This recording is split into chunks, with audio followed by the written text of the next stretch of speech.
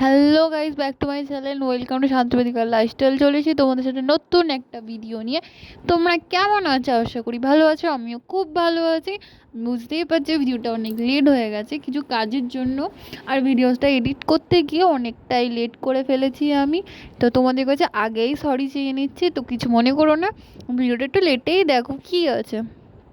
তো আমরা দীপাবলি কী কী করলাম সবই তোমাদের সাথে শেয়ার করব। তোমরা কেমন কিভাবে কাটালে, কি কি করলে, কত কী বাজি ফাটালে, প্লিজ কমেন্টে জানিও।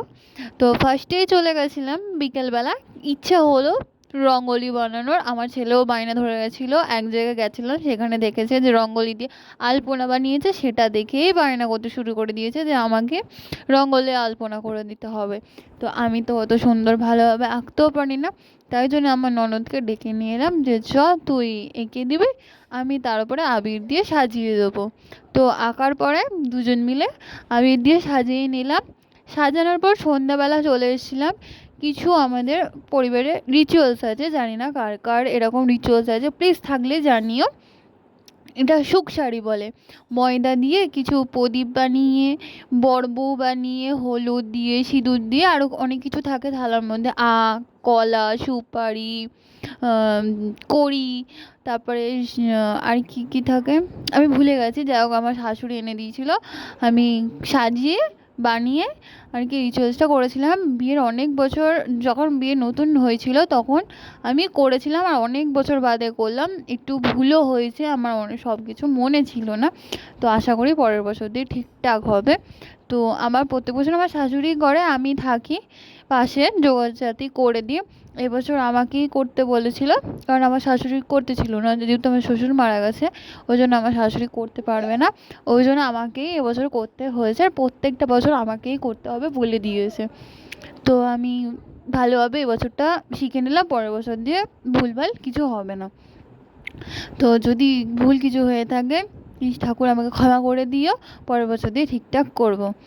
তো তারপর রিচুয়ালসটা কমপ্লিট করে, তো ওখানে যে রঙ্গোলিটা বানিয়েছিলাম ওর ওপরে একটু ফুল দিয়ে কিছু প্রদীপ জ্বালিয়ে একটু সুন্দর করে দিলাম। সুন্দর করে একটু ফটো তুললাম। তোলার পর চলে এসেছিলাম আমার একটা দেওরের বাড়ির সামনে। ওখানে ওরা 2-3 দিন ধরেই এটা বানিয়েছে, ছেঁড়া কাপড় টোপড় দিয়ে কাকতারুয়া টাইপের বানিয়েছে, আর মুখটা বানিয়েছে এঁকে। বেশ ভালোই লাগছিল দেখতে, ভয়ঙ্করও লাগছিল, ভূত টাইপের লাগছিল। তো আমার ছেলে তো ওইটা দেখে আসতেই চাইছিল না, কি কান্না, ওখানেও যাবেই না। তারপর লাস্টে আমার একটা কাকি শাশুড়ি আছে, ও নিয়ে এসেছিলো, নিয়ে আসার পরও এই দেখো, ওই যে আমার দেওরটার ঘরের ভিতরে ঢুকে লুকিয়ে লুকিয়ে দেখছে, মানে ওর সামনে আসবে না, এতটাই ভয় পাচ্ছ। কোনো বছরই আসে না। আমি ভাবলাম যে এবছর বড় হয়ে গেছে যে আসবে, ও বাবা তাও আসতে চাইছে না, আর ভয় কাটছে না, যতই বড় হোক ভয় ঠিক পাবেই। তো আমরা প্রত্যেক বছরই এটা জ্বালাই, এবছরও ওরা দুটো বানিয়েছিল, প্রত্যেক বছর একটা জ্বালাই, এবছর ওরা দুটো বানিয়েছিল, দুটোই পোড়ানো হয়ে গেল। তারপর ওর মধ্যে কিছু বাজিও দিয়েছিল, সে বাজিগুলো ফাটলো। তারপর একটা লঙ্কা পটকা এনেছিল, এই যে লঙ্কা পটকাটা এখন জ্বালাচ্ছে। খুব একটা ভালো না লঙ্কা পটকাটা, ফাটতে ফাটতে ওইদিকে পড়ে গেছে, পড়ে গিয়ে ওই দিকেই জ্বলছে, অতটা ভালো নয়, খুব একটা ভালো জ্বললো না। তারপরে চলে এলাম আমাদের ছাদে, কিছু বাজি টাজিও ফাটালো, সেই ভিডিওটা করা হয়নি, কারণ আগুন ছিল তো ওর কাছে, ওকে সামলাবো না, ভিডিও শ্যুট করব, তাই জন্য ভিডিওটা করা হয়নি। আর সবার শেষে আমরা একটা ফানুস ছেড়ে দিলাম। আমরা তো এত হাওয়া দিচ্ছিলো, আমি তো ভাবলাম যে ফানুসটা উড়বেই না। তো এক সাইড একটুখানি জ্বলেও গেছিলো ধরাতে গিয়ে, তাও ফানুসটা অনেকটাই উঁচুতে উঠেছে। তো এইভাবেই কালী পুজোটা শেষ করে দিলাম।